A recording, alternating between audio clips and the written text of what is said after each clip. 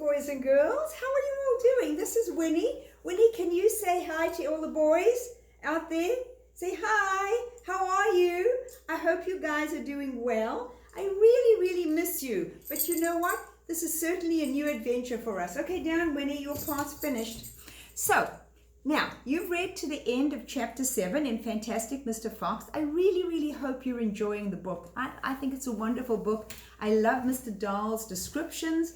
I love the way he sets the scene, and I love the way he describes the characters. And your homework last week was to talk about the different characters, Bunce, Bogus, and what's the other guy? And Bean. And you did a great job. So you have an idea in your mind of what these characters are like. So Mr. Dahl was an English author, but a really, really prolific storyteller. He wrote so many books, and his books, believe it or not, have been translated into 35 languages. Can you see why his books would be translated into so many languages? Well, his language is so beautiful. His language is so descriptive. The story just flows, and it helps you to make pictures in your mind. And that's what we're going to talk about today. We're going to talk about something that we call visualization. Visualization is a really, really important reading comprehension strategy. It helps you to better understand the book, because through visualization, you are going to make pictures in your mind. You're going to think, gee, when I close my eyes and I read Mr. Dahl's beautiful descriptions, I can actually see the scenes in my mind. I can make pictures or movies in my mind, and I can actually see what he's describing. I can hear what he's describing. I can smell the smells, how those disgusting farmers were so stinky and so dirty and so unpleasant. And you can really, really get a feel for what it was like. So when you read from now on and forevermore, I want you to stop periodically and think, what do I see in my mind? What pictures does this author evoke? Does this beautiful writing, what pictures does this evoke in my mind? What sounds, what tastes, what smells? Right, and the more you do this, the more enjoyable the book becomes, the more you understand, the better your comprehension becomes, the better reader you are.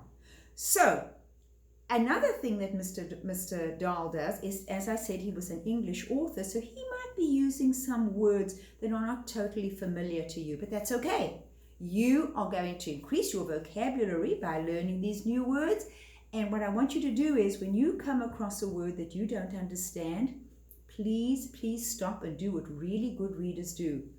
Look it up. Ask your mom and dad. Ask somebody. Look it up on the computer. Figure out what that word means.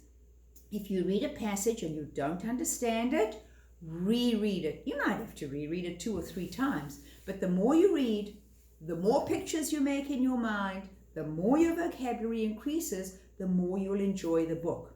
All right, so you have read to the end of, and I actually hope that you have the book in front of you. And in future, please bring the book to these little sessions. So anyway, I'm going to read chapter 8 to you. If you have the book in front of you, you can follow along. Otherwise, you can replay this and listen again to it and follow along while I read. But what I really want you to do is, as I'm reading, I want you to be making pictures in your mind. What do you hear? What do you see? What do you smell? What is it like? Okay, here we go. Chapter 8. The foxes begin to starve. That evening, 3 tents were put up in the crater on the hill, one for Bogus, one for Bunce, and one for Bean. The tents surrounded Mr. Fox's hole, and the 3 farmers sat outside their tents eating their supper. Bogus had 3 boiled chickens smothered in dumplings. Ugh. Bunce had 6 donuts filled with disgusting goose liver paste. And Bean had 2 gallons of cider. All 3 of them kept their guns beside them. So picture this. See these 3 disgusting farmers eating this awful food, and they've got their guns right next to them. Bargus picked up a steaming chicken and held it close to the fox's hole. "Can you smell this, Mr. Fox?" he shouted. "Lovely tender chicken. Why don't you come up and get it?" The rich scent of chicken wafted down the tunnel to where the foxes were crouching. Picture that in your mind. "Oh, Dad," said one of the four small foxes, "couldn't we just sneak up and snatch it out of his hand?" "Don't you dare," said Mrs. Fox. "That's just what they want you to do." "But we're so hungry," they cried. "How long will it be till we get something to eat?"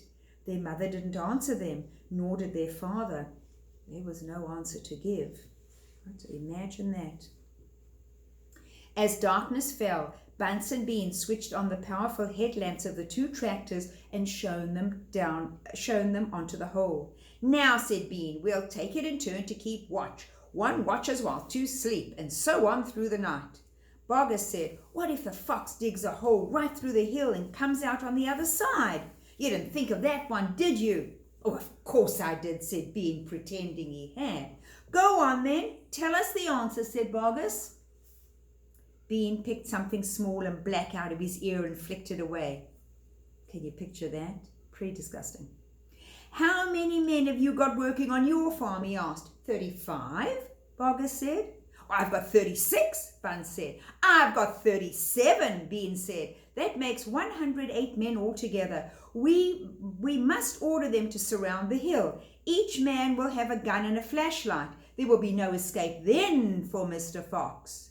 So the order went down to the farms, and that night 108 men formed a tight ring around the bottom of the hill.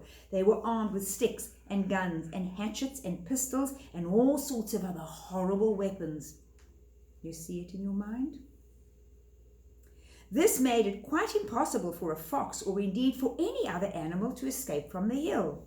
The next day, the watching and waiting went on. Bargus and Bunce and Bean sat upon small stools, staring at the fox's hole. They didn't talk much. They just sat there with their guns on their laps. Every so often, Mr. Fox would creep a little closer toward the mouth of the tunnel and take a sniff. Then he would creep back again and say, "They're still there." "Are you quite sure?" Mrs. Fox would ask. "Positive," said Mr. Fox. "I can smell that mean Bean a mile away. He stinks."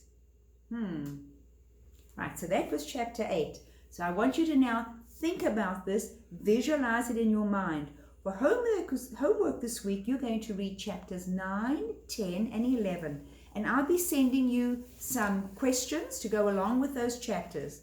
Please contact me if you have any questions. And you know what? Contact me just to say hi.